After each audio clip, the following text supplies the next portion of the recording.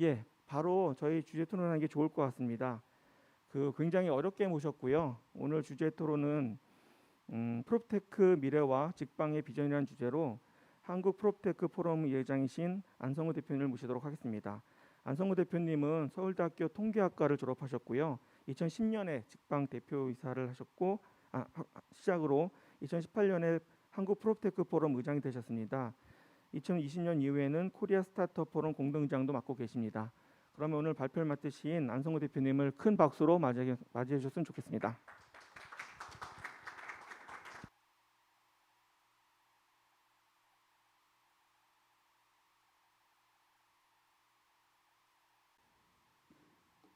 네,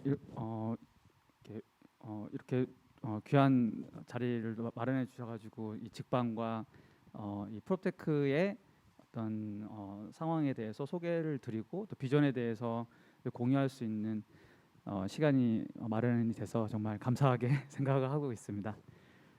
오늘 뭐 어떤 주제로 가지고 이야기를 할까 좀 고민을 하다가 사실 최근에 이제 뭐 메타버스라는 주제가 여러 분야에서 좀 이야기가 많이 되고 있어서 지금 직방이 또 메타버스 업무 환경 플랫폼을 만들고 있거든요. 그래서 그 소개를 좀 중심으로 오늘 말씀드리도록 하겠습니다.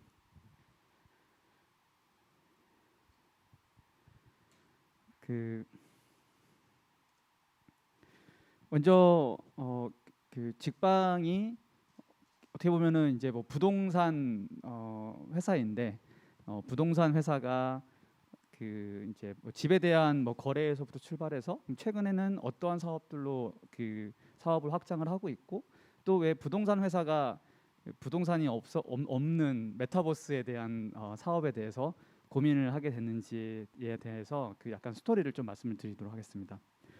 먼저 사실 서울대학교 김경민 교수님께서 말씀하신 용어였는데요. 리버스 디지털 트랜스포메이션이라고 해서 보통 이제 디지털 트랜스포메이션을 굉장히 많이 말씀을 이제 하셨었는데 굉장히 많은 산업 분야에서 오프라인에 있는 것들이 이제 온라인, 어떤 디지털화가 되는 부분들이 이제 디지털 트랜스포메이션이죠. 그런데 이제 거기서 한 단계 더 나아가서 온라인과 디지털이 오프라인에 있는 어떤 환경이나 경험을 역으로 바꾸게 되는 그런 상황들을 리버스 디지털 트랜스포메이션이라고 합니다. 사실 그러한 변화들은 여러 산업 분야에서 이미 일어났습니다. 뭐 가장 대표적으로 그 변화가 일어나는 것이 이제 커머스죠. 처음에는 이제 온라인에서 어떤 물건을 뭐 구경하거나 살 수 있는 그런 정도로 생각을 했었는데 어떻게 하면 더 빠르게 배송을 받을 수 있는지 이러한 부분까지도 이제 고려를 하다 보니까 이 소프트웨어가 온라인 플랫폼만 만들어서는 되는 게 아니고 뭐 물류 창고를 확보하고 그리고 그것을 이제 유통할 수 있는 여러 가지 배송 시스템을 잘 만들기 위한 오프라인 환경에서부터 그 소프트웨어까지 통합적으로 운영되는 그런 부분들이 더 중요하게 됐습니다. 최근에는 뭐 커머스 쪽에서는 이제는 어떻게 마케팅을 하고 소프트웨어를 만든다 이것보다도 물류 창고를 어떻게 구할 수 있는가가 더 중요한 환경으로 바뀌었을 정도로 이제 오프라인에 대한 중요도가 부각되고 있습니다. 뭐 음식도 마찬가지입니다. 보면은 뭐 이제 음식을 배달을 받는 표현이 음식이라고 되어 있는데요. 요 최근에 이 둘 다 이제 마트 영역까지도 진출하고 있죠. 그래서 어떤 소프트웨어를 만든다기보다는 이 음식이 빠르게 배달되기 위해서 그 라스트 마일 딜리버리에 대한 어떤 거점을 확보하는 게 굉장히 중요하게 됐습니다. 예를 들어서 뭐 오토바이를 뭐 어떻게 수리를 할 것인지, 어디다가 뭐 파킹을 할 것인지, 뭐 이런 것들을 포함을 해서 뭐 그런 환경들이 많이 바뀌게 됐죠.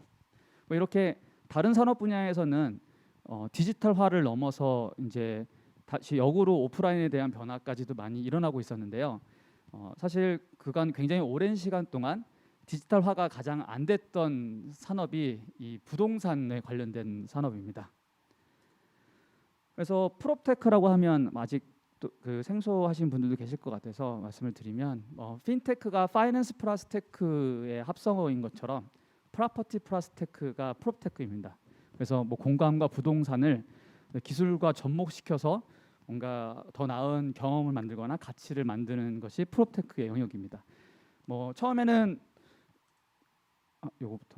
좀 단순한 어떤 온라인 플랫폼에서 더 변화가 많이 일어나는데요. 뭐 최근에는 뭐 드론을 활용해서 측량을 한다거나 아니면은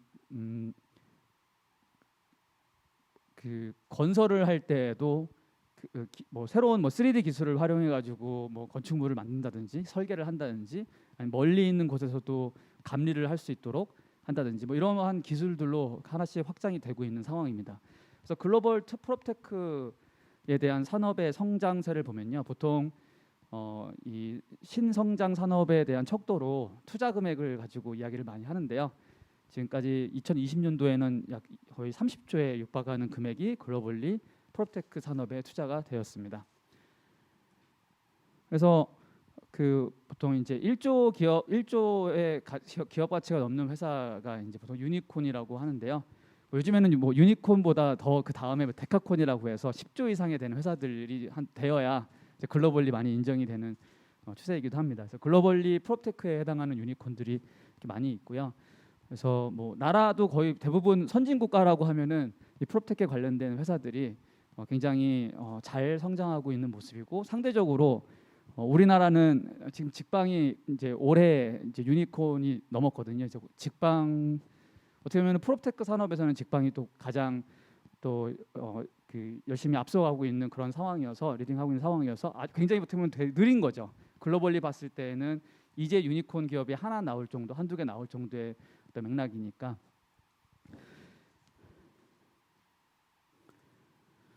그래서 조금 더 말씀드리면 이제 국내 프롭테크 산업의 어떤 그 기업들의 특징인데요. 먼저 이제 프롭테크의 산업이 다른 스타트업 산업과 조금 다른 부분이 하나가 있는 게 테크만 가지고 할 수가 없습니다. 프로퍼티가 있어야 돼요. 그래서 이 스타트업끼리만 할 수 있는 게 아니고 기존의 전통적인 부동산 회사들과 뭐 부동산을 뭐 개발하고 만들고 이용하고 뭐 관리하는 그러한 주체들과 함께 콜라보를 만드는 게 굉장히 중요한 항목입니다. 그리고 또 하나가 이 성장하는 과정에서 그 초기에서 성장을 하다가 어느 정도 이상의 규모가 넘어가면 그 이 성장의 그 투자에 대한 어떤 금액도 다른 산업들이 굉장히 큰 것 같습니다.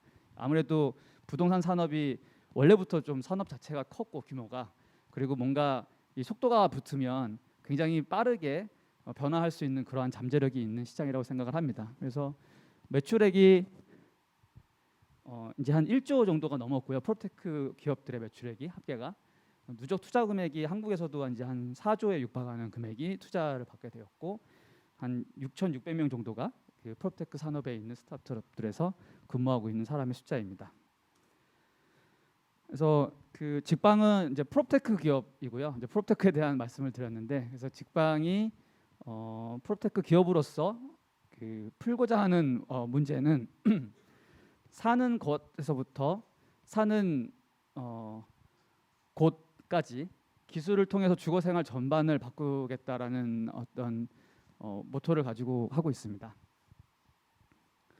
그래서 그 먼저 보통 직방하면 뭐 그 처음에 출발은 원룸을 구하는 서비스부터 출발을 했습니다. 이제 그 이후로 2015년부터 이제 아파트를 거래를 할 때에도 그 사실 집에 대한 집을 알아볼 때 우리가 얻게 되는 정보의 양이 굉장히 제한적입니다. 그래서 아직까지도 그런 뭐 아파트를 알아보러 가실 때는 당연히 그 단지 앞에 가셔서 소위 말하는 그런 고급 정보들을, 공개되지 않은 정보들을 얻는 게 되게 중요하다고 생각을 하시고, 온라인이나 다른 방법을 통해서 얻을 수 있는 정보는 제한적이라고 생각하시잖아요. 근데 잘 보면 그 우리가 여행을 갈 때에도, 리조트를 하나 구할 때에도 요즘에는 굉장히 많은 정보들을 알아봅니다. 그 안에 있는 뭐 시설도 알아보고, 갔다 온 사람들의 뭐 후기도 보고요. 뭐 여러 가지 뭐 커뮤니티나 이런 뭐 여러 가지를 통해서 정보를 알아보는데요. 그에 비해서 이 집에 대한 정보들은 상대적으로 많이 부족했던 상황이었죠. 그래서 2015년부터는 이제 아파트에 대한 정보로부터 출발을 해서 이제 호갱노노라는 아파트 전문 회사도 인수를 해서 지금 직방과 같이 운영을 하고 있는 그런 상황입니다. 그리고 거기서부터 좀 더 말씀을 드리면 이제 집을 구하는 것에 대한 직방의 이야기를 좀 드리려고 하는데요. 그 이제 출발 자체는 그 개인적으로 집을 구할 때서 겪게 되는 어려움부터 출발을 했습니다. 어차피 집을 구한다라는 거는 굉장히 인생에서 중요한 좀 전환점들이라고 생각을 합니다. 뭐 이직이라든지 아니면 뭐 출산, 결혼, 뭐 등등 뭐 학교를 간다든지 이럴 때 집을 구하게 되잖아요. 그래서 어떻게 보면 감정적으로 봤을 때는 굉장히 좀 희망적이고 설레고 변화가 있는 그러한 순간인데 막상 집을 딱 구하려는 순간부터 굉장히 유쾌하지 않은 경험들을 하게 되죠. 근데 그 이유가 그 정보가 굉장히 불투명하고 그리고 부정확하고 또 이 모든 그 약간 서비스 전반이 수요자가 아니라 공급자 중심으로 이루어져 있다라는 데 있습니다.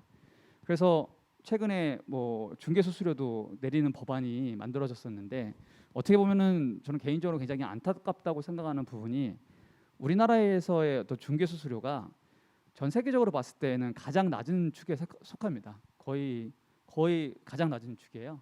근데 그럼에도 불구하고 그러면 저보고도 만약에 누가 물어봤을 때 그럼 중개 수수료가 지금 싸다고 생각하는가? 라고 이야기를 물어보신다면 비싸다라고 대답할 수밖에 없습니다. 그러니까 모든 그 가격이라는 것은 상대적이거든요. 뭐 예를 들어서 뭐가 있을까요? 뭐 샤넬백이 300만 원이다 그러면 300만 원은 굉장히 비싼 백이지만 샤넬백을 300만 원에 판다 그러면 사람들이 우르르 몰려들 겁니다. 그러니까 왜냐하면 샤넬백이 사람들이 생각하는 가치는 훨씬 더 높기 때문인 거죠. 그래서 그 중개 수수료가 비싸다라는 얘기는 소비자가 그 과정에서 얻게 되는 서비스의 어떤 그 만족도 대비 비싸다라는 의미거든요. 그래서 현재 우리나라에서의 어떤 부동산 거래는 더 적게 서비스를 하고 더 적게 내려는 그런 움직임으로 가고 있는 것 같아서 굉장히 안타까운 상황이라고 생각을 하고 있고요. 그래서 이 프롭테크를 통해서 이 집을 구하는 사람들한테 더 많은 확신을 주고 더 많은 정보를 줘서 더 만족하게 만들고 그 중개 서비스의 질을 높이자라는 게 어떤 그 직방이 만들고자 했던 어떤 중개 산업이었습니다. 그래서 먼저 생각을 한 게 보통 그 집을 알아보는 과정이 매물을 본다라고 생각을 많이 했는데요. 사실 매물을 알아보고 집을 찾아가는 거는 정말 마지막 그 순간입니다. 그 전에 필요한 정보와 그 고민 사항들이 많이 있습니다. 어떤 지역이 나한테 맞을지, 예를 들어서 뭐 제 직장이 여기 뭐 삼성역이다 그러면 뭐 저희 배우자의 직장도 고려를 해서 학교도 고려를 해서 그러면 범위들이 나오거든요. 제가 살 수 있는 범위들 아니면은 뭐 이렇게 부모님과의 집과의 거리도 그러면 그 안에서 저의 예산과 그런 것들을 보면은 그 지역들이 나오게 되고 또 이게 뭐 인생에서 굉장히 중요한 결정이다 보니까 이 집값이 뭐 적어도 떨어지면 안 되니까요. 뭐 오르는 거는 그렇다 치더라도 그래서 뭐 이게 뭐 전세로 갈지 아니면 사서 갈지 뭐 이런 고민들을 할 수 있는 앞단에 정보들이 되게 많이 있죠. 고민들이 그런 정보를 먼저 제공하겠다라고 생각을 해서 저희가 그 전국에 있는 그 아파트에 그 뭐 건축물 대장, 등기부등본, GIS 정보, 수치 지형도 이런 것들을 접목을 해서 3D로 다 한번 만들어봤습니다. 그래서 집에 실제로 찾아가기 전에 몇 동 몇 호가 어떠한 그 향을 가지고 있고 구조가 어떻게 되고 밖에 뭐 조망은 어떤지를 가상 현실로 알 수 있도록 여기 지금 보면은 하나 그 홀을 선택을 한 거고요. 그러면 이제 여기에 뷰가 이렇게 나오는 거죠. 어떻게 보면 이거 다 계산하면 나오는 거거든요. 그래서 이 안에 있는 내부 구조도 이렇게 한번 돌아다니면서 가상으로 경험할 수 있도록 만들어 놓은 그런 구조입니다. 그래서 뭐 실제로 매물이 나온 케이스는 그 VR로 찍어서 매물 자체에 대한 그 실제 VR을 보여주고요. 매물이 나오지 않은 집은 예를 들어서 제가 2층이 매물이 나왔는데 뭐 2층에 한 6억짜리 매물이 나왔다. 근데 왠지 한 좀 기다렸다가 12층 나오면 5천만 원 더 주고라도 그 집은 아직 매물이 나온 건 아니죠. 그럼 기다렸다가 그쪽으로 사는 게 나한테 맞을 것인지 아니면 그냥 지금에 살 것인지 이런 고민을 해볼 수가 있는데 지금은 그런 게 거의 불가능하죠. 비교해 볼 수 있는 게. 그래서 매물이 나온 것과 나오지 않은 것들도 다 한 번에 볼 수 있도록 하는 거고요. 실제로 이제 매물을 보고 싶을 때는 중개사분들과 이게 뭐 보통 정보들을 알려주지 않기 위해서 유선상으로 잘 말씀을 안 드리는데 실제로 이제 화상을 통해서 그 유튜브의 BJ가 이렇게 설명하듯이 중개사분께서 하나하나 화면을 통해서 설명하는 그런 구조도 그 웹RTC라는 기술을 통해서 만들었습니다. 그래서 이제 가보지 않고도 이미 촬영해 놓은 VR을 가지고 중개사분이 다 한번 투어를 해주시는 거죠. 그래서 한 번만 촬영을 해놓으면 손님이 매번 이렇게 집을 방문할 필요 없이 웬만한 것들은 다 보고, 물론 원격에서 뭐 전자계약도 가능하지만 가서 보고 싶다 그러면 충분히 비대면으로 여러 번을 보고 나중에 이제 마지막에 한번 확인하러 가는 그런 컨셉으로 바뀌는 거죠. 그래서 사실 중개사분의 입장에서는 그 보통 하루에 손님을 받을 수 있는 게 한 2명 정도가 맥시멈입니다. 뭐 진짜 많아도 3명인데요. 왜냐하면 뭐 약속을 잡고 뭐 늦게 오시기도 하고 그럼 뒤에를 비워놔야 되잖아요. 근데 대부분 다 이동 시간이 대부분이고, 그래서 이제 이렇게 했을 때는 하루에 한 8명까지도 손님을 응대를 하게 됩니다. 비대면으로 이렇게 설명하고 훨씬 더 효율적이 되는 거죠, 몇 배가. 그다음에 소비자 입장에서는 뭐 저희 와이프도 요즘에 육아 끝나고 밤 10시부터 침대에 누워가지고 인스타그램에서 애기 옷을 사거든요. 라이브 방송을 보고. 그렇게 그 보통은 이제 일과 시간 이후에 뭔가 이런 개인 소비들을 하게 되는데 지금은 집을 알아본다라는 거는 연차 내고 가야 되는 굉장히 힘든 작업이거든요. 이렇게 하게 되면 소비자가 원하는 시간대에 집에서 언제든지 상담을 받을 수 있게 되는 그런 구조로 바뀌는 거죠. 그래서 뭐 오늘 뭐 이제 중개에 대한 기술 접목에 대한 말씀을 좀 드렸는데요. 뭐 이와 비슷하게 모바일로 이제 모델하우스를 만들고 있는 신축 분양 시장에 대해서 저희가 준비를 하고 있는 게 있고, 이 두 개가 합쳐서 이제 집을 구할 때 필요한 서비스로서 발전을 시키고 있습니다.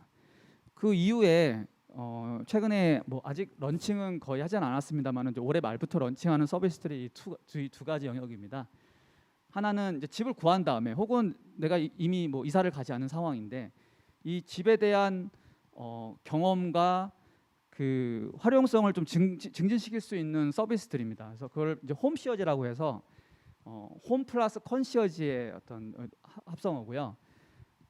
뭐 이게 좋은 아파트에 살면 뭐 커뮤니티에서 굉장히 많은 서비스들을 제공을 합니다. 뭐 예를 들어서 뭐 개인 창고를 주시기도 하고, 뭐 이제 관리사무소에서 이렇게 등도 갈아주고요. 뭐 이렇게 뭐 문고리 고장 나면 바꿔주시는 데도 있고, 또 청소를 해주시는 것도 있고, 이런 다양한 서비스들을 이제 받을 수가 있는데 생각해 보면은 그 서비스가 꼭 그 집에 그 아파트에 이사를 가지 않고서라도 그걸 제공해 줄 수 있는 어떤 별도의 서비스가 있다 그러면 전 국민이 전 세대가 다 어떤 삶의 어떤 경험을 바꿀 수 있지 않을까라고 생각을 했습니다. 그래서 뭐 보강 같은 경우는 저희가 이제 오픈을 앞두고 있는데요. 뭐 앱에서 이제 터치를 누르면 박스가 오고요. 거기다가 본인이 원하는 것들을 이제 집어넣으면 그걸 가져가서 보관을 해주는 그런 서비스입니다. 그래서 약간 모토가 전 세대에 엑스트라 2평을 만들어주겠다라는 모토로 해서 굉장히 그 창고에다가 보관하니까 굉장히 싸거든요. 그리고 저녁 6시까지만 버튼을 누르면 다음날 아침에 그 물건이 와 있는 그런 구조입니다. 그래서 뭐 그런 서비스들도 지금 준비를 하고 있고, 그다음에 또 하나는 이제 그 집에 들어가는 어떤 솔루션들이에요. 소프트웨어들. 굉장히 많은 산업 분야에서 소프트웨어 중심으로 변화가 일어나고 있는데 아직까지도 가장 그런 변화가 없는 부분이 집인 것 같습니다. 그 집에 보면 뭐 예를 들어서 월패드가 있잖아요. 그 월패드 뭐 거의 사용하시는 분도 거의 없으시고, 어떤 문 열실 때 말고는.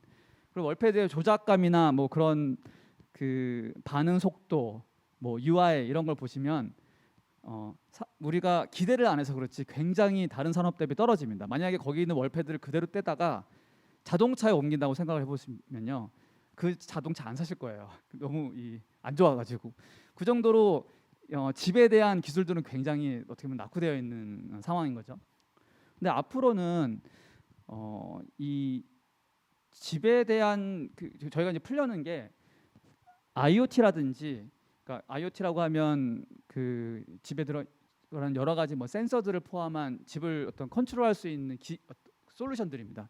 그런 것들을 통해서 충분히 집 자체가 그 완전히 지금 살고 있는 사람과 동떨어진 하드웨어가 아니라 내가 집에 있던 집에 있지 않던 언제든지 연결되어 있고 내가 조작할 수 있는 그 공간으로서 변화를 줄 수가 있거든요. 그래서 그러한 그 기술들에 대해서도 저희가 지금 준비를 하고 있고 그에 관련된 보안도 지금 준비를 하고 있습니다. 그래서 이렇게 그 홈테크에서 조금 더 말씀을 드리면 이 하드웨어 중심의 산업이 이제 소프트웨어 중심으로 바뀌는 대표적인 사례가 자동차 산업입니다.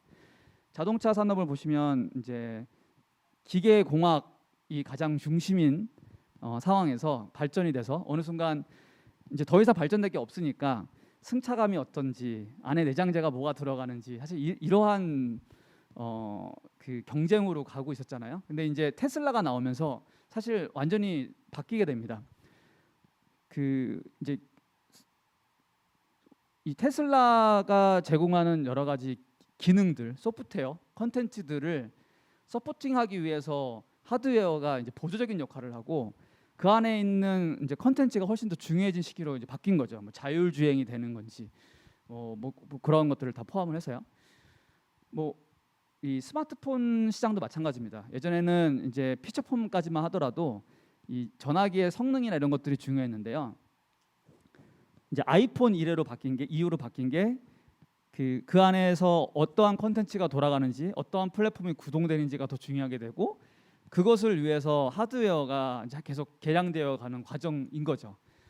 집도 마찬가지라고 생각을 합니다.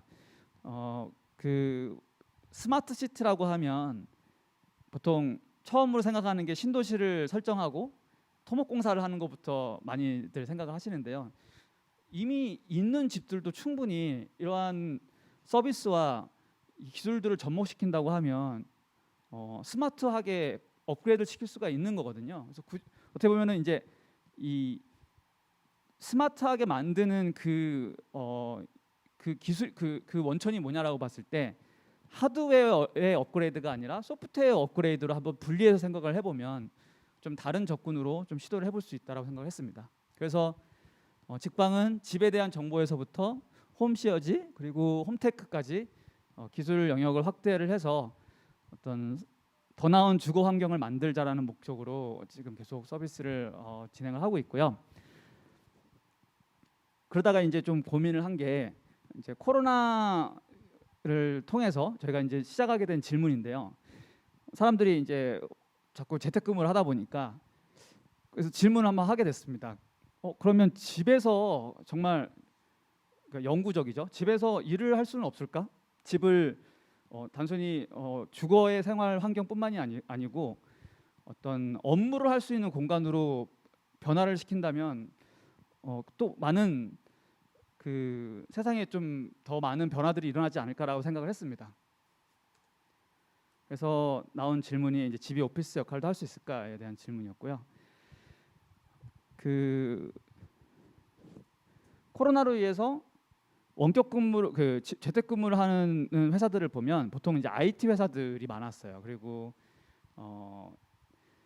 근데 어떠한 직군은 재택근무를 하고 어떠한 직군은 재택근무가 안 되잖아요. 그래서 왜 그럼 어떤 것은 되고 안 됐는지에 대해서 한번 좀 고민을 해봤습니다.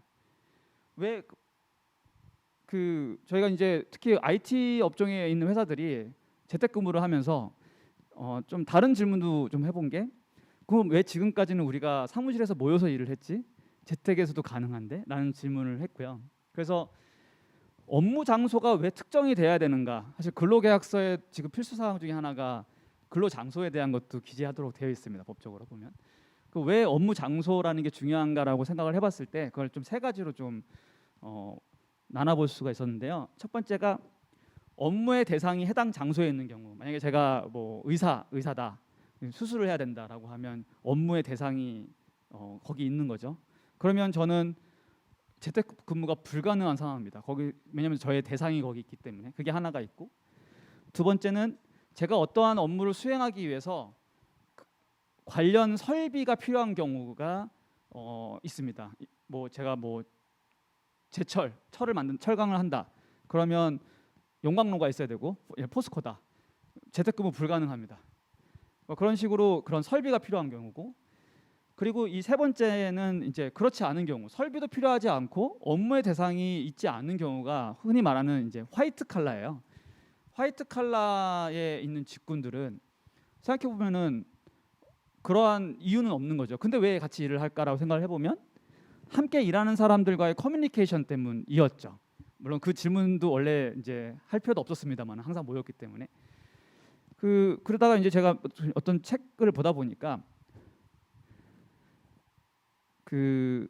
원래 지금의 도시의 어떤 구조라는 게 지금 보면은 이제 주거가 있고 직이 있고, 그래서 직주가 근접을 하는 걸 되게 중요하게 생각하잖아요. 근데 아주 옛날에는 주거와 직장이 같이 있었다고 합니다. 뭐 제가 뭐 대장장이다라고 하면 저희 1층이 대장간이고 2층이 저희 집이고 뭐 이런 식으로 있었던 거죠. 그런데 산업혁명 이후에, 산업화 이후에 그런 이제 팩토리라는 게 생기게 됐고, 그러면서 거기서 매연도 나오고 뭐 이 기기들도 크다 보니까 이제 그 사람이 주거를 할 수 있는 공간과 그다음에 이제 공업 지역이라는 걸 나눠 가지고 이제 왔다 갔다 많이 하게 됐고, 자, 그러한 형태가 지금까지 많이 발전된 형태가 우리나라 뭐 전 세계적인 어떤 도시의 형태라는 걸 좀 봤습니다.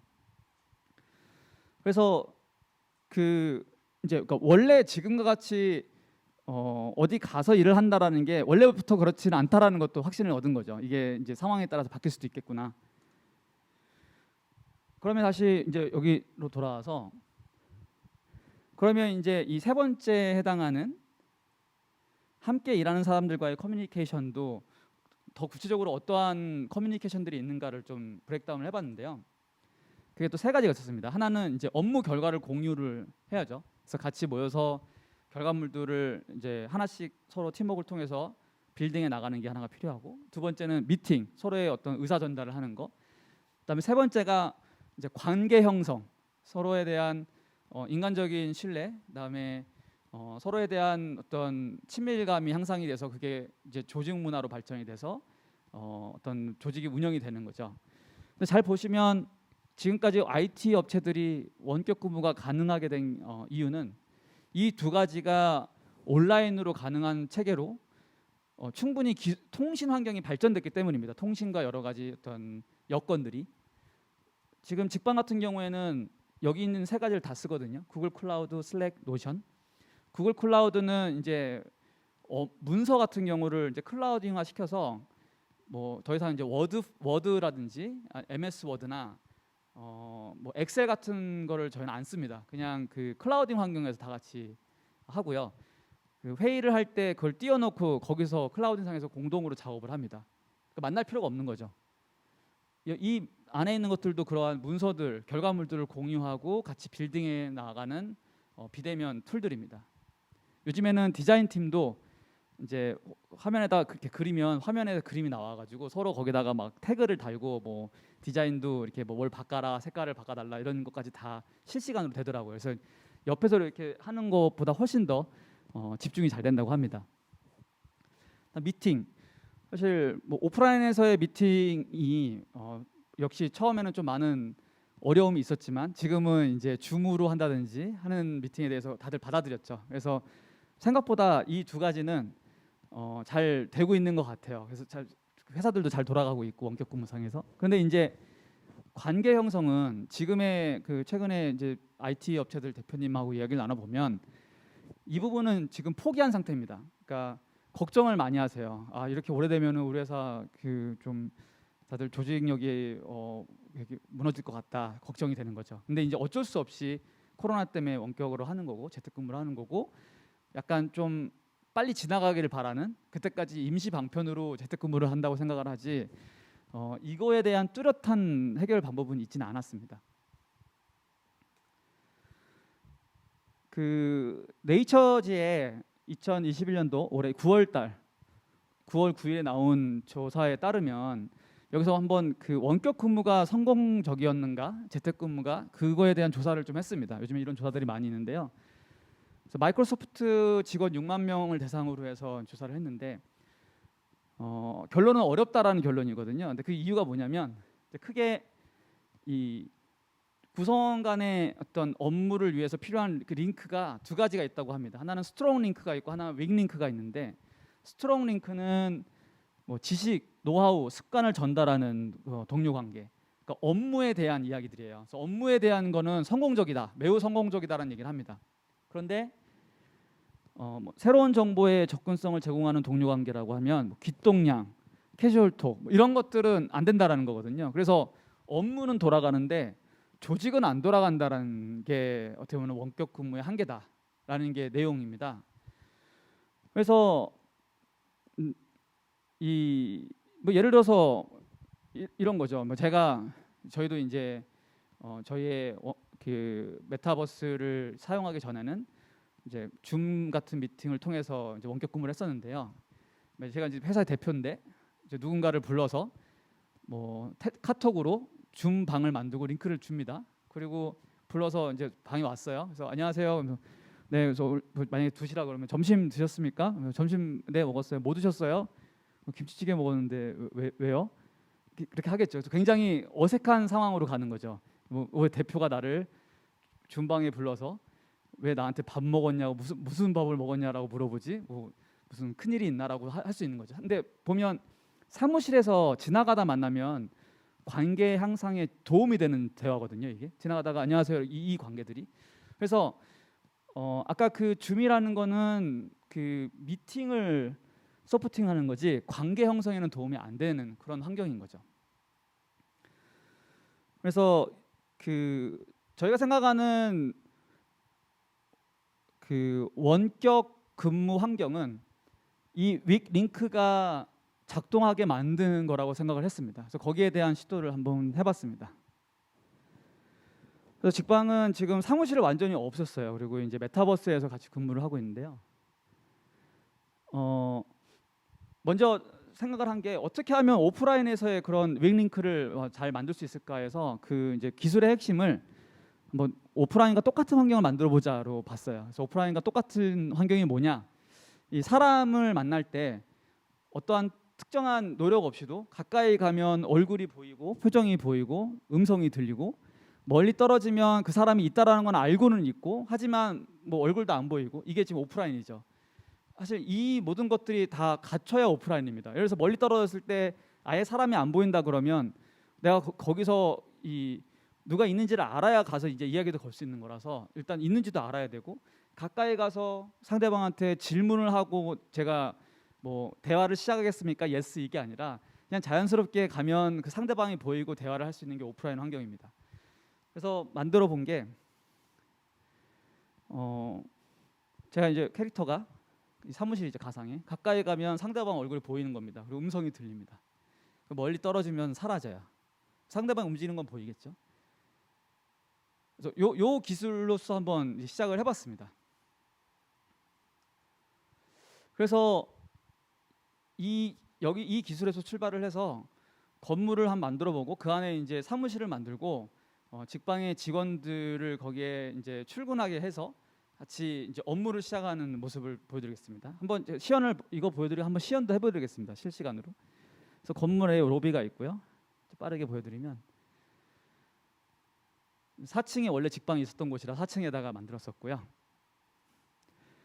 그리고 보시면 직방의 직원분들이 여기에서 이제 같이 앉아가지고 근무를 하는 겁니다. 그래서 가까이 가면 사람들이 보이고, 그래서 대화를 하게 되고, 이제 옆 테이블에 가면 옆 테이블 사람으로 이제 대화에 조인하게 되고, 이런 구조입니다.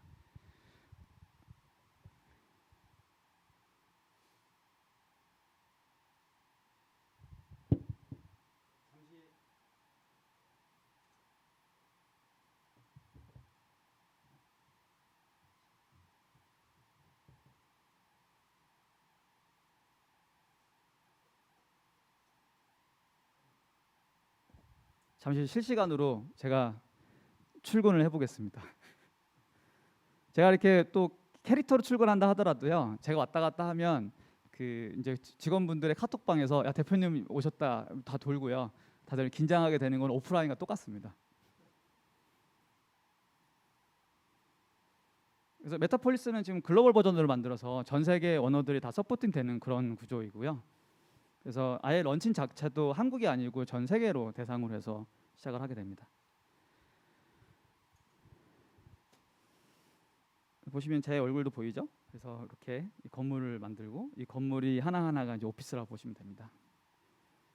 제가 이제 뛰어서 가보겠습니다.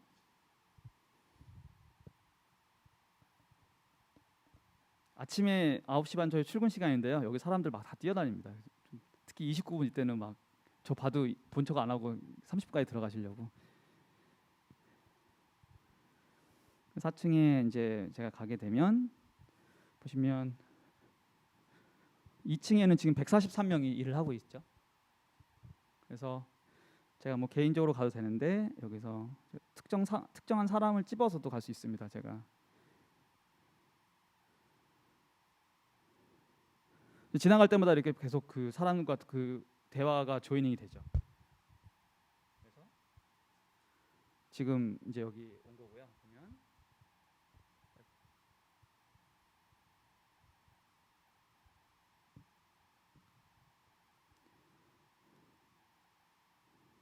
안녕하세요.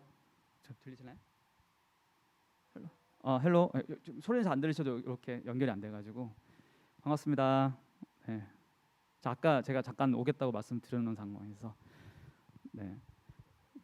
이렇게 대화를 하는 겁니다. 네. 네. 네. 여기 지금 메타폴리스를 만드시는 이 분들이시고요.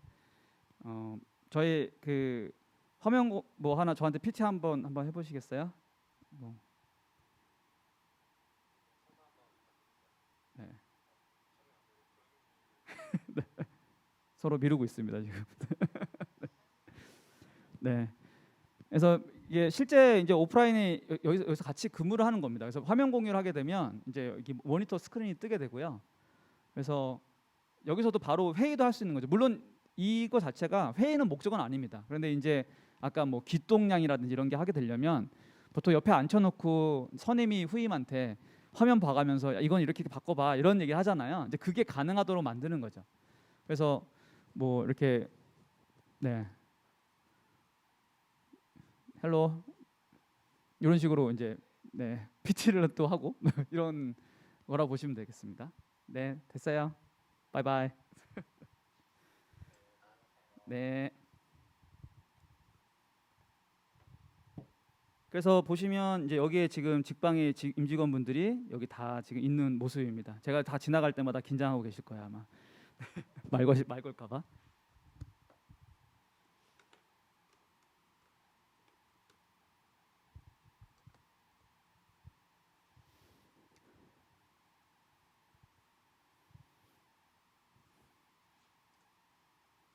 네, 그래서 이렇게 이 이제 추상적인 개별 공간이 아니라 실제 좀 느낌을 더 내기 위해서 아예 이렇게 도시 자체도 한번 설계를 해봤습니다. 제가 이제 개인적으로 요즘에 제가 송도에서 왔다 갔다 많이 하는데요. 송도가 개발되는 과정이 이런 온라인상에서 도시를 건설하는 것과 굉장히 비슷하더라고요. 처음에 계획을 세워서 지역 지구도 만들고 뭐 그런 맥락에서 좀 하는데 열심히 제가 송도를 보고 있습니다. 그래서 이런 공간들을 만들어 나가는 거죠, 도시들을. 그리고 이런 서비스들을 계속 고도화시키고 있고 실제로 오프라인에 있는 것처럼. 그래서 지금 최근에 제가 출근을 하고 있는 게 이게 제가 일하는 모습입니다. 제가 업무하면서 저희 집인데요. 원래 이게 둘째 방이었는데 그 제가 집에서 일을 하게 되면서 어떻게 보면 이것도 굉장히 큰 변화이기도 하죠. 제 방이 이제 업무할 수 있는 방이 필요하게 돼서 첫째가 둘째 이제 형제인데 둘이 친하게 지내라는 취지하에 둘째 방을 제가 뺏어 갔고요. 둘 방을 합쳤습니다. 이게 제 방이 됐어요. 둘째 방이. 그래서 이렇게 근무를 하는 모습입니다. 그래서 지금까지 재택근무는 출근을 하지 않는다의 개념이었는데요. 이거는 출근을 한다예요. 원격에서 출근을 한다의 개념인 거죠. 그래서 지금까지 통근이라고 하면 통근의 영역을 확대하기 위해서 항상 트래픽에 대한 고민을 많이 했습니다. 그래서 원래는 트래픽이 별로 그러니까 교통이 좋지 않았을 때는 집 근처에 가까운 곳에서 직장을 찾다가 교통이 좋아지면서 뭐 지하철 타고 버스 타고 광역버스 타고 최근에는 뭐 GTX까지 하면서 어떤 통근에 대해서 영역을 확대하고 있는 게 가장 중요한 어떤 테마라고 생각하고 있죠. 저희가 바라보는 거는 이제 통신이 발달이 됐기 때문에 통근을 통신으로 할 수 있지 않을까. 그래서 커뮤팅 온 더 네트워크라는 어떤 주제로 좀 변환을 시켜보겠다라는 게 어떤 꼴입니다. 그래서 이렇게 하게 되면 기업이 이걸 도입을 하려는 이유가 무엇이냐. 예를 들어서 임대료를 세이브하려는 거냐. 저희한테 가장 많이 하시는 질문이 그러면 사무실 없어지니까 임대료 세이브돼서 좋겠네. 맞습니다. 그건 맞습니다만은 사실 임대료가 세이브되는 거는 그 부가적인 얘기고요. 더 중요한 부분은 보통 이제 회사가 그 가장 성장하는 데 중요한 게 사람인데 훌륭한 사람들을 찾기가 어렵죠. 생각보다 경쟁력도 있어야 되는데 훌륭한 사람들에 대한 그 기준이 무엇이냐라고 생각을 해보면 세 가지가 있습니다. 하나는 그 능력이 좋아야 되고요, 스킬이 좋아야 되고, 두 번째는 회사와 방향성이 맞아야겠죠. 비전이 맞아야 되고, 세 번째는 근처에 살아야 됩니다. 아무리 좋은 사람이라 하더라도 회사가 예를 들어 송도에 있는데 그 광주에 계신 분이 같이 일할 수는 없잖아요. 통근이 안 되기 때문에. 그래서 이 세 가지 중에서 네트워크를 통해서 통근을 하게 되면 이 세 번째 게 제약 조건이 사라지거든요. 사라지면서 훨씬 더 리크루팅 할 수 있는 풀이 달라지게 됩니다. 직방도 완전히 달라졌습니다. 그 원격 근무를 선언하면서부터는 훨씬 더 뭐랄까요, 그 훌륭하신 분들이 지원을 많이 하시게 된 그런 상황입니다. 그래서 이 임직원분들의 입장에서의 어떤 라이프 스타일도 크게 변화가 생겼는데요. 뭐 미국에서는 이제 줌타운이라 그래서 원격 그 재택근무가 장기화되니까 샌프란시스코 베이어리에 있는 분들이 그 렌트를 연장하지 않고 덴버라든지 다른 데 가서 좋은 곳에 살면서 업무를 하는 사람들이 늘어났습니다. 그래서 요즘에 나오는 이슈 중에 하나가 회사가 다시 복귀하라 그러니까 나 우리 그러면 이직하겠다 다른 곳으로, 이런 분들도 많이 나타나게 된 거고요. 현실적인 문제죠. 이미 집을 잡았으니까 덴버에다가. 여기는 지금 직방 직원입니다. 제주도인데요. 많은 분들이 이미 한 달 살기는 경험을 하셨습니다. 이미 많이 가셨고, 그리고 최근에는 이제 이사 준비도 많이 하고 있어요. 같은 가격이면은 더 좋은 곳에 뭐 신도시로 간다거나 아니면 고향으로 간다거나 그러한 변화들이 생겼고요. 그리고 이제 리크루팅의 측면에서는 이제 지역을 가리지 않고 리크루팅이 되기 때문에 저희 그 최근에 입사하신 분은 이제 아기 때문에 제주도에 살고 계십니다. 국제학교를 보내서 작년에. 근데 제주도에서 입사를 하신 거죠, 그냥.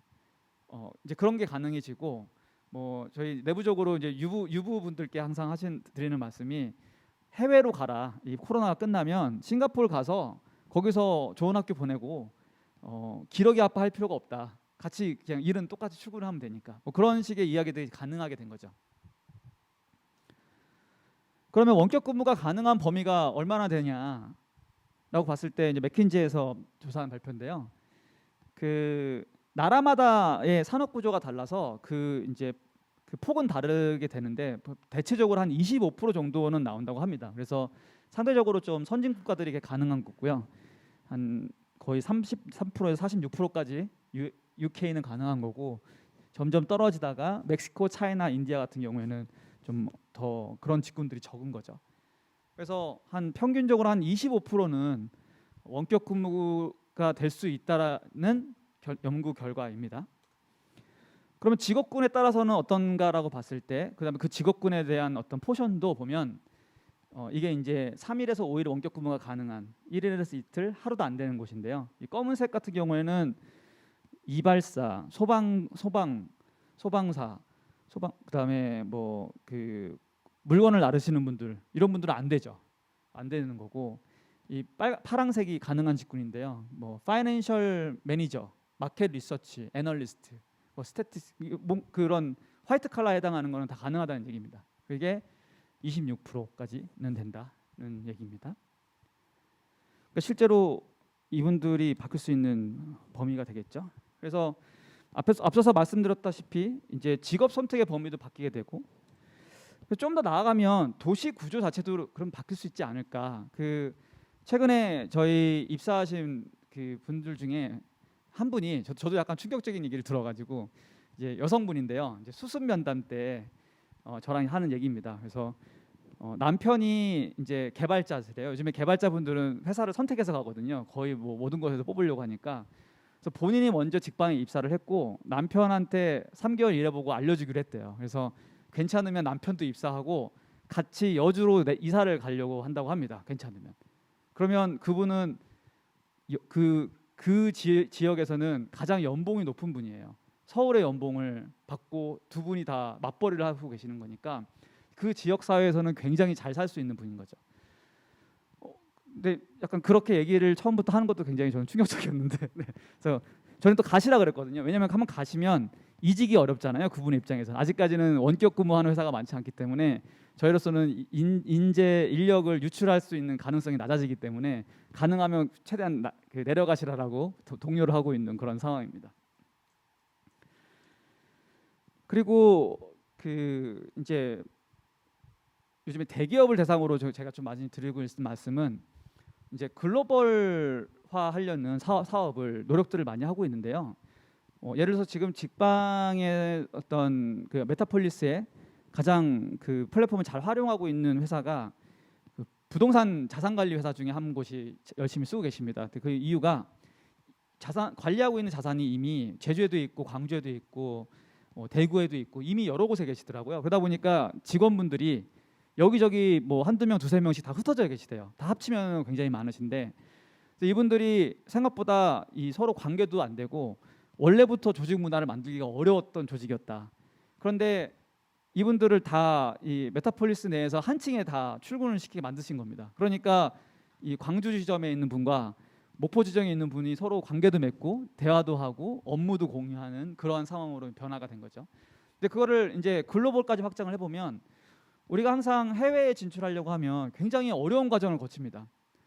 그 이제 지사장도 구해야 되고 거기서부터 사무실도 구하고 그리고 뭐 여러 가지 리크루팅을 해야 되는데요. 만들어진다 하더라도 우리가 해외 지사에 있는 사람과 임직원분과 한국에 있는 임직원분이 서로 교류할 일은 없잖아요, 거의. 그런데 그래서 이렇게 지사를 다 만들어지는 구조라고 하면 이제 이런 메타버스 상에서는 이게 하나하나가 지사입니다. 여기 베이징, 모스크바, 뉴욕, 방콕에 있는 지사분들인 거죠. 다 같은 곳에서 출근을 해서 일을 할 수가 있는 그런 구조입니다. 그렇게 되면 이제 해외 진출이라는 것도 훨씬 더 수월해지는 게 꼭 뭐 사무실을 구할 필요가 없이 그 나라에 있는 잡코리아에다가만 포스팅 올리면 되거든요. 뭐 방콕에서 사람을 구한다고 하면 방콕에 또 그런 사이트가 있으니까 구해서 일로 출근시키면 되는 그런 구조로 바뀌게 될 수 있는 거죠. 직방도 최근에는 이제 뭐 지난주에 얘기긴 한데요. 해외에서 사람들을 리크루팅하려는 노력들로 여러 가지 시도를 해보려고 하고 있습니다. 요즘에 개발자 확보가 가장 어려워가지고 꼭 개발자가 한국 사람이어야 되느냐. 우리 어차피 메타폴리스에서 출근하는 거기 때문에 또 개발자가 많은 나라가 또 중국도 많이 있거든요. 그래서 중국에서 한번 사람을 뽑아보자. 뭐 이런 얘기들도 하고 있는 상황입니다. 네, 그래서 만들려는 건 이 메타폴리스라는 게 뭐 싱가포르나 맨하탄처럼 이제 글로벌 시티가 되는 게 목표고요. 근데 이제 디지털이니까 이름을 The First Global Digital City라고 줬습니다. 그래서 지금 이야기하고 있는 또 이제 커머셜과 관련된 분들도 좀 있습니다. 아직은 다 비공개여가지고 말씀 구체적으로 드리기가 어렵지만 이제 여기에 사람들이 많이 이제 오피스에서 사람들이 근무를 하게 되면 어떠한 이제 은행 한 곳에서 금융 상품을 팔겠다라는 분도 지금 계시고요. 그다음에 또 한 대학병원에서는 원격 진료는 불법이지만 메디컬 케어는 할 수 있다고 합니다. 그래서 건강 검진을 포함해서 그래서 그런 것들을 이제 입주하겠다라는 분이 지금 계십니다. 그래서 이제 위에 층은 근무를 하고 아까 그 로비층에 해당하는 곳에서는 이제 커머스도 일어날 수 있는 그런 시도들을 좀 해보지 않을까라는 생각을 하고 있습니다. 사실 근데 이러한 내용들은 이미 영화에서 다 많이 예견이 되어 왔습니다. 그 왼쪽 위에 보시면 아바타, 그다음에 레디 플레이어 원 스필버그의, 그다음에 스타워즈, 서로게이트. 물론 이제 이걸 통해서 뭐 가상 공간에 가는 경우도 있고 아니면은 이제 로봇을 만들어서 로봇가 나를 대신해서 하는 것도 있지만 공통점은 내가 디지털을 통해서 다른 사람과 관계를 맺고 새로운 사회생활을 한다라는 게 공통점입니다. 그래서 이제 더 이제 끝까지 가가지고 이제 더 미래를 생각해 봤을 때 이제 앞으로 글로벌뿐만이 아니고 점점 더 우주의 시대가 다가오고 있습니다. 이미 앨런 머스크가 스페이스 X를 가지고 사람을 띄워서 보내기도 했고요. 그래서 이제 마션 영화인데요. 화성에 사람들이 살 수 있는 공간들을 만들려는 게 목표고 아마도 장기적으로는 그렇게 이제 행성 간 이동이나 어떤 교류들이 일어날 거라고 생각을 하고요. 그래도 사람들은 일을 해야죠. 근데 꼭 지구인과 마션이 따로 일을 해야 되느냐? 메타폴리스에서는 같이 출근을 해서 일을 할 수 있다. 그래서 목표는 앨런 머스크가 스페이스 X를 타고 화성에 갔을 때 지구인들과 메타폴리스 통해서 같이 출근할 수 있게 만드는 게 목표입니다. 네, 그래서 좀 여러 가지 말씀을 드렸습니다만은 그래서 결국 직방이 하려는 것은 이러한 여러 가지 기술들을 활용을 해서 이 사람들이 살고 있는 주거 공간의 경험을 향상시키고 기능을 확장하는 어떤 목표를 가지고 서비스들을 만들고 있습니다. 그래서 앞서서 말씀드렸다시피 집이라는 게 더 이상 이제 하드웨어가 아니고 부동산이 하드웨어가 아니고 컨텐츠와 소프트웨어를 중심으로 발전될 수 있도록 저희도 여러 가지 노력들을 하고 있는 상황입니다. 네, 여기까지 말씀드리겠습니다. 감사합니다.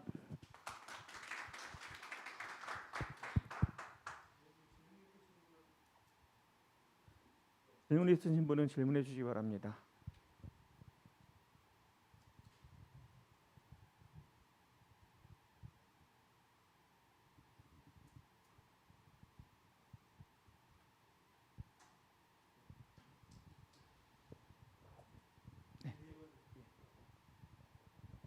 예, GS건설의 김영신이라고 합니다. 예, 잘 들었습니다. 재밌는 거 잘 하고 계신 것 같은데요. 감사합니다. 그 메타폴리스를 직방에서 개발을 하시면서 그 메타폴리스 환경에서 근무도 하고 계신 건가요? 네, 지금 한 600명 정도가 같이 근무를 하고 있습니다. 아, 그것도 개발을 하고 네. 개발하는 사람들이 또 그 안에서 하면서 더 이제 향상시키고 그런 과정을 밟는. 네, 그리고 저희가 좀 관계가 있는 기업들, 외부 기업들도 지금 한 40개 정도 기업들이 테스트로서 지금 사용하고 계시고 있습니다.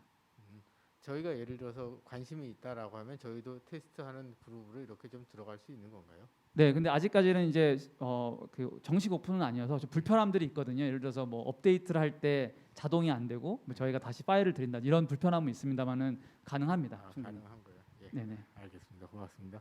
네, 감사합니다.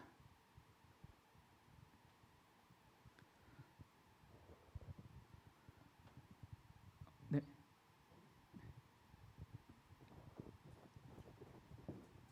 그리고 저희 비즈니스 모델 나중에 혹시 궁금하실 수 있을 것 같아서 저희 임대료를 받습니다. 공간에 대한. 네, 아까 그 직방에서 다음에 그 하려고 하는 사업 중에 홈시어즈 서비스가 있었는데요.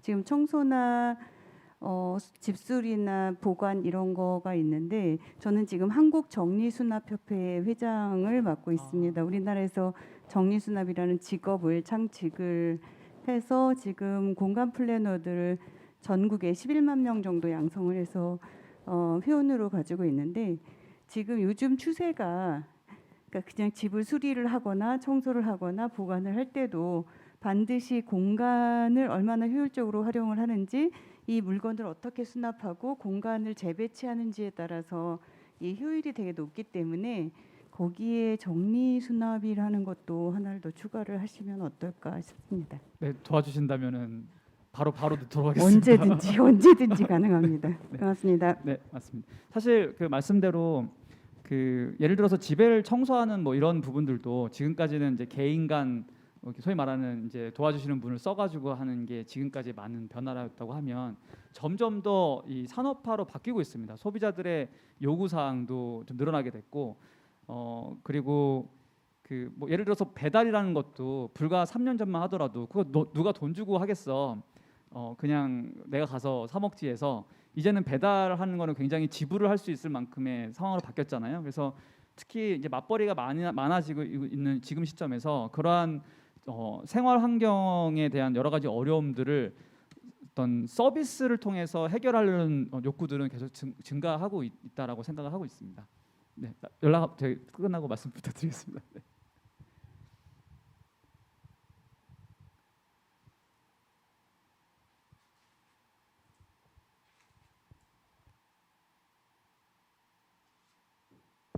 네. 예. 설명 잘 들었습니다. 그 빠른 시간 안에 이 저기 부동산 관련 이 디지털 그 기업을 또 유니콘 기업으로 이렇게 성장을 시켰는데 사실 그 지금 하고 계시는 것보다 지금 구상하고 계시는 그 프로젝트들이 훨씬 더 파괴력 있고 또 잠재적인 시장으로 규모가 큰 그런 그 잠재력을 가지고 있는 것 같아서 부럽기도 하고 존경스럽기도 합니다. 감사합니다. 뭐 이래 그 우리나라 최초로 이래 사무실 없는 회사를 이래 만들어서 메타폴리스로 운영하시는데 처음에는 그게 뭐 이래 가능한 것 같지만은 회사가 좀 더 진행이 되고 그다음에 이 그런 그 금전 거래 관계라든지 계약 관계들이 이래 누적이 되고 이러면은 그런 것들이 그 직원들 간의 그런 유대 그다음에 이 전성을 통해서 뭔가 그 일체감이나 목표 지향을 같이 해야지고 가능할 건데 그게 과연 산재해가지고 각 지방에 근무하면서 소속원으로서 일할 수는 있겠지만은 임원이나 아니면은 이 관리자로서 할 때는 좀 한계가 있지 않을까 그런 것들을 어떻게 융합시켜가지고 컨트롤해야 될 건지 그거는 좀 연구를 해야 될 부분 아닌가. 저는 또 여기 우리 직방의 그 시장 잠재 시장을 그 해외에 아마 무궁무진하게 널려 있다고 생각합니다. 다른 택배라든지 호텔이라든지 뭐 저기 그 뭐 택시 같은 것들은 외국에서 다 하고 있지만은 이런 그 부동산 관련 서비스 같은 것들은 아직 그렇게 일반화되지 않은 서비스 같은데 이런 것들이 우리와 비슷한 그런 산업화 내지는 이 진짜 4차 산업으로 저기 진화하고 있는 동남아시아 같은데 중국 같은데 이런 쪽에 진출한다면은 그런 그 부동산 관련 서비스, 디지털 서비스가 상당히 파괴력 있게 그 플랫폼 기업을 형성하지 않을까 생각이 돼서 우리 그 안성우 회장님의 그런 그 직관력 같은 것들이 상당히 부러워지기도 합니다.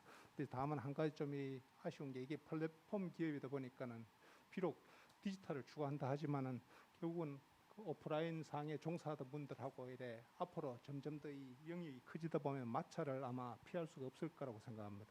지금도 보면 일부 공인중개사들이나 이런 그 부동산 그 중개하시는 분들하고는 일부 뭐 마찰이 그 있는 거 있어가지고 뭐 좀 이래 고민이 많으신 걸로 알고 있는데 이런 부분들이 점점 영역을 확대하다 보면은 그런 그 기성 산업의 그 뭐죠 올드 제너레이션들 기득권자들하고는 이 이해관계를 어떻게 저기 조정을 해가지고 협상을 해서 자연스럽게 이 신산업으로 연결할 건지 이건 국가에서도 상당히 고민해야 될 부분이 있지만은 또 다른 한편으로는 이런 그 카카오라든지 네이버라든지 플랫폼 기업들 운영하시는 그런 지도자들도 거기에 대해서는 같이 생각을 해야지 이게 국민들한테 이 새로운 신산업의 새로운 그 노동시장이 받아들이기 쉽지 않을까.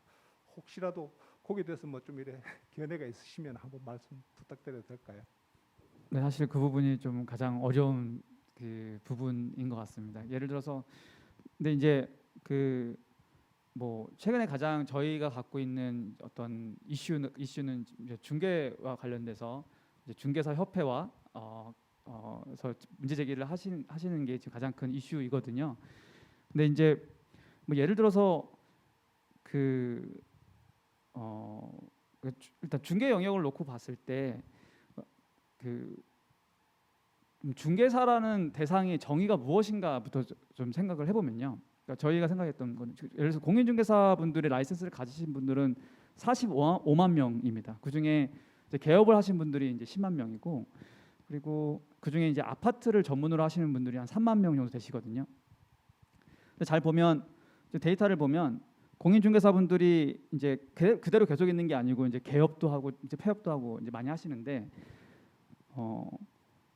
이 공인중개사를 새롭게 개업을 해서 1년 내 1, 2년 내에 폐업 하시는 분이 절반이 됩니다. 굉장히 많은 분들이 폐업을 해요. 그러니까 뭐냐면 상대적으로 이미 자리를 잡으신 중개사분들은 계속 안정적으로 영위가 되고 있는데 이 새롭게 이 시장에 진출하는 중개사분들은 거의 기회가 없는 상황입니다. 특히 이제 아파트를 만약 하기 위해서는 자본도 많이 필요하고 뭐 경험도 있어야 되고 뭐 네트워크도 필요한데 보통 그게 잘 안 되시다 보니까 소위 말하는 청년에 해당하는 분들은 거의가 기회가 없는 그런 상황인 거죠. 그래서 저희가 생각했던 어떤 그 상생 관계는 꼭 이 하나로서만 이야기할 수 있는 게 아니라 좀 구분을 좀 해야 된다고 생각했습니다. 첫 번째는 원래 아파트업을 좀 하고 계시는 분들과 그리고 공인중개 사업을 하고 개업을 하셨습니다만은 이제 다른 분야가 전문이어서 뭐 토지나 빌딩을 하시는데 그런데도 아파트도 하고 싶다. 왜냐면 요즘 경기가 안 좋으니까. 근데 이런 분들은 또 아파트를 하기가 지금 어려운 상황이고요. 또 세 번째는 아예 라이센스를 따가지고 새롭게 시작하시는 분들.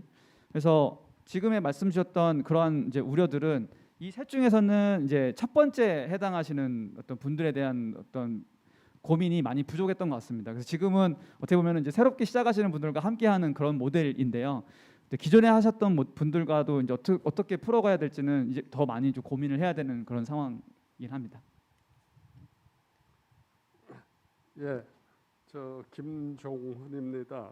저는 굉장히 궁금한 게 이 사무실을 없애고 메타버스에서 사무실을 운영하는 게 굉장히 혁신적인 아이디어고 혁신적인 조치인데 이게 성공 가능성이 있을 건가 말 것인가 지금까지는 뭐 긍정적으로 말씀을 하셨는데 그게 좀 앞으로 어떻게 보면 직방이 메타버스에서 사무실 없이 메타버스 세상에서 사무실을 운영하면 전 세계가 경악하는 어떤 사건이 될 것 같으니까 반드시 좀 성공해 주시면 좋을 것 같다라는 당부 말씀드리면서 궁금한 게 지금 유니콘 기업이 됐다고 아까 말씀드렸고 자료에 보면 2,280억이라는 거금이 투자가 됐는데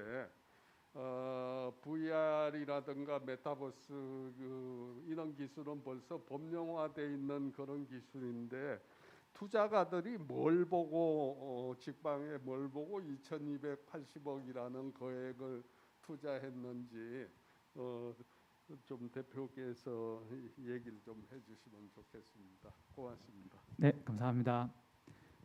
지금까지의 직방의 투자는 2019년도가 마지막이었어서요. 사실 이렇게 코로나 이전입니다. 그래서 지금까지 투자하신 분들은 이제 그 전의 비전을 보고 투자하신 분들이시고 이제 최근에는 아직까지 펀딩은 없었어 가지고요. 이제 그 이후로는 아직은 없었고요. 그 당시에서의 어떤 생각은 뷰 자체는 이제 이 집에 대한 여러 가지 서비스들, 뭐 거래를 포함해서 중개 시장과 신축 분양을 포함해서 이 서비스들이 이 세계적에서 글로벌 관점에서 보면은 우리나라가 아주 떨어집니다. 그러니까 그 정도가 이게 제가 유튜브에서 본 영상 자료가 있는데요. 1980년도, 1970년도의 자료 영상을 보면 그 당시에 아파트 분양했던 자료가 있습니다. 그리고 그 당시에 중개사무소를 방문했던 그런 뉴스에서 나온 것 같은데 그게 있는데요. 2020년도하고 전혀 차이가 없습니다. 4, 50년 동안 전혀 바뀌지 않은 산업인 거죠. 그런데 이제 반대로 이제 해외에서 보면 굉장히 많이 바뀌었거든요. 이게 지금 뭐 아까 장관님께서 또 이제 우려의 말씀을 주셨지만 미국에서 레드핀에서 중개를 하게 되면요. 아시는 지인분이 이제 미국에서 홍콩에 사시는 분이 미국에서 집을 사는데요.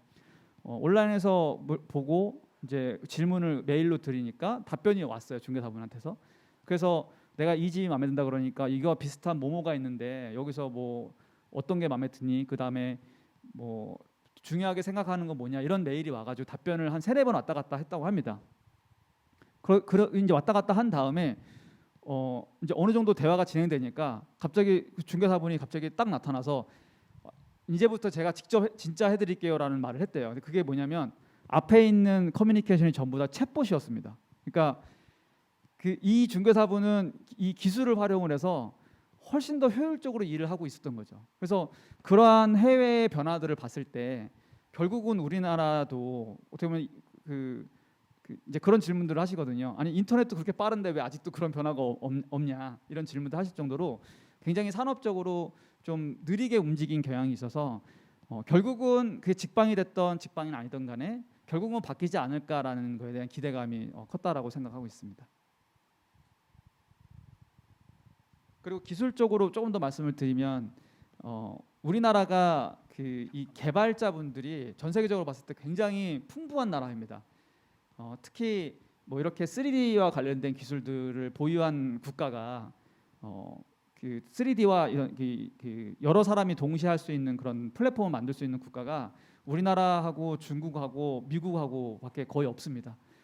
그 다른 나라들은 자체적으로 개발을 할 수가 없기 때문에 충분히 우리나라에서 만들어진 기술력을 가지고 나중에 이제 해외로 진출할 수 있는 기회가 있지 않을까라고도 생각을 하고 있습니다.